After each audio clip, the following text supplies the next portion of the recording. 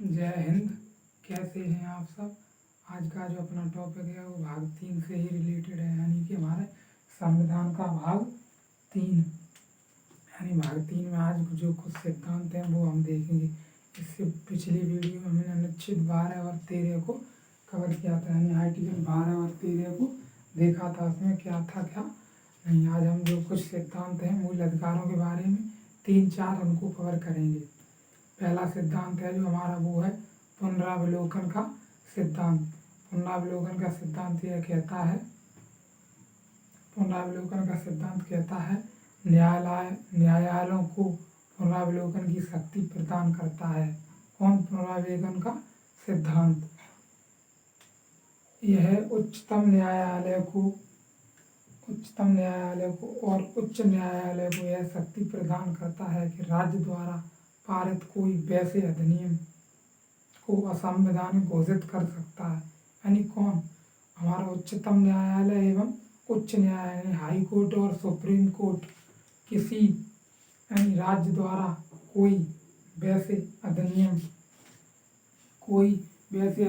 पारित किए गए हैं जो मूल अधिकारों के खिलाफ हैं, विरुद्ध हैं, संविधान के भाग 3 में दिए गए मूल अधिकारों के खिलाफ हैं, विरुद्ध हों, तो राज्य उस अधिनियम को असंवैधानिक घोषित हमारे जो न्यायालय, उच्चतम न्यायालय एवं उच्च न्यायालय इस अधिनियम को असंवैधानिक घोषित कर सकते हैं।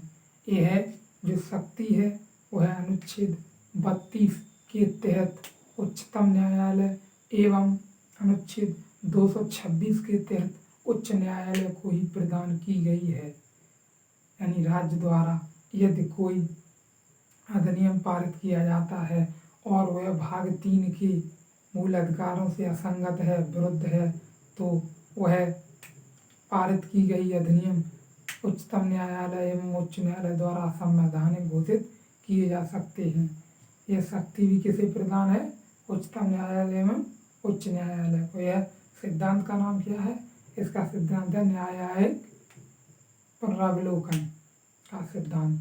दूसरा हमारा सिद्धांत है वो है भावी परिवर्तन का सिद्धांत। भावी परिवर्तन का सिद्धांत यह कहता है कि भारत में वो मूल अधिकारों का प्रभाव भूतलक्षी नहीं है, मूल अधिकारों का प्रभाव भावी प्रभाव है, और संविधान के पूर्व में, परिवर्तन के पूर्व में लागू यानी प्रवर्त विधियाँ, जो विधियाँ लागू की गई हैं उनमें मौलिक अधिकारों पर, यानी संविधान के पूर्व में प्रवर्त विधियाँ, जो विधियाँ पूर्व में लागू हैं उन पर मौलिक अधिकारों का प्रभाव उस तिथि से लागू होगा जिस तिथि से इन्हें शामिल किया गया होगा, यानी जिनके तिथि से इन्हें मान्यता मिली होगी। कहने का मतलब ये है जो संविधान के परिवर्तन में पूर्व में प्रवर्त विधियाँ, जो संविधान के परिवर्तन से पूर्व में जो विधियाँ लागू थीं उनमें मूल अधिकारों का प्रभाव, यानी उन पर मूल अधिकारों का प्रभाव उस तिथि से लागू होगा जिस तिथि से इन्हें मान्यता प्राप्त होगी, जिस तिथि से अधिकारों को शामिल किया गया होगा। और जो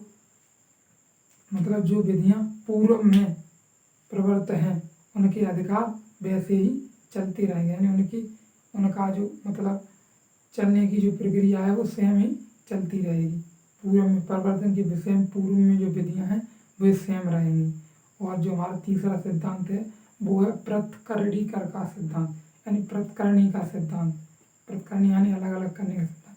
इसमें इसके अनुसार यह है कि राज्य द्वारा पारित कोई कानून या उसका भाग यदि संविधान के मूल अधिकारों के विरुद्ध या असंगत है तो उस भाग को पूर्णतः निष्क्रिय नहीं किया जाएगा, यानी पूर्णतः असंवैधानिक घोषित नहीं किया जाएगा, ना ही उसकी मान्यता शून्य की जाएगी, बशर्ते यदि उस भाग को पृथक्करण किया गया हो, यानी उस भाग को अलग अलग किया गया हो, यदि उस भाग में उस कानून के अनुसार किसी भाग में यानी उस कानून में, उस विधि में, यदि उस कानून में कोई एक ऐसी मतलब भाग जो मूल अधिकारों के खिलाफ हो, विरुद्ध हो, तो उसका मान जो है वो शून्य किया जाएगा। लेकिन किया कब जाएगा? जब अधिकार जो हैं वो पृथकीकरण हो, यानी अलग अलग हो, वह कानून अलग अलग हो।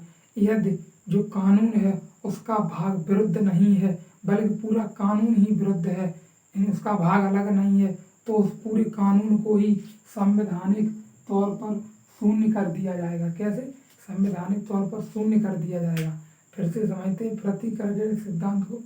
पृथकीकरण का सिद्धांत यह कहता है कि कानून राज्य द्वारा बनाई गई या निर्मित किया गया कोई कानून या उसका कोई भाग मूल अधिकारों के असंगत है या विरुद्ध है, तो वह जो कानून है वह संवैधानिक तौर पर पूर्णतः शून्य नहीं किया जाएगा, बल्कि उसका वह भाग शून्य किया जाएगा जो असंगत है। लेकिन इसमें यह शर्त है, जो भाग मतलब विरुद्ध या असंगत है वह पृथकीकरण होना चाहिए, अलग अलग होना चाहिए। यदि अलग नहीं है तो जो वह कानून है उसको ही संवैधानिक तौर पर पूर्णतः मान्यता शून्य कर दी जाएगी उसकी।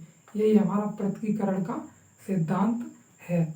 और जो हमारा चौथा सिद्धांत है वो है आच्छादित का सिद्धांत, यानी आच्छादन का सिद्धांत। आच्छादन का मार्कर हमारा चल नहीं रहा है वैसे भी, यानी आच्छादन का सिद्धांत है। यह कहता है कि भारत के संविधान के पूर्व में प्रवर्त भारत में विधियां यदि मूल अधिकारों के विरुद्ध या असंगत हैं तो वह पूर्णतः निष्क्रिय होंगी, यानी पूर्णतः निष्क्रिय कर दी जाएंगी, यानी वे क्रियाशील हो जाएंगी। आच्छादन का यही सिद्धांत है। और मूल अधिकारों द्वारा उस कानून, विधि, रीत को आच्छादित कर दिया जाएगा, यानी आच्छादित कर दिया जाएगा। यही मतलब है इसका आच्छादन के सिद्धांत का। और जो हमारा पांचवा सिद्धांत है वो है आदित्य जन का सिद्धांत, यानी आदित्य जन का सिद्धांत वह कहता है कि इसके अनुसार कोई व्यक्ति जो संविधान के द्वारा उसे अधिकार दिए गए हैं वह स्वेच्छा से नहीं त्याग सकता है, यानी स्वयं की इच्छा के अनुसार वह इन अधिकारों का त्याग नहीं कर सकता है। और ये अधिकार राज्य पर लगाए गए कर्तव्य हैं। कोई भी व्यक्ति इन कार्यों को राज्य को मुक्त नहीं कर सकता है, यानी जो अधिकार संविधान द्वारा लगाए गए हैं न तो कोई व्यक्ति उन्हें स्वेच्छा से छोड़ सकता है, स्वयं की इच्छा के अनुसार कोई व्यक्ति नहीं छोड़ सकता मूल अधिकारों को जो संविधान द्वारा लगाए गए हैं, और ना ही कोई व्यक्ति, ये राज्य पर कर्तव्य लगाए गए हैं संविधान द्वारा, ना ही कोई व्यक्ति यानी राज्य को इन कर्तव्यों से मुक्त कर सकता है। ये आदित्य जन का हमारा सिद्धांत है। मैं उम्मीद करता हूँ आप लोग अच्छे से समझ गए होंगे। मिलते हैं नेक्स्ट वीडियो में। धन्यवाद।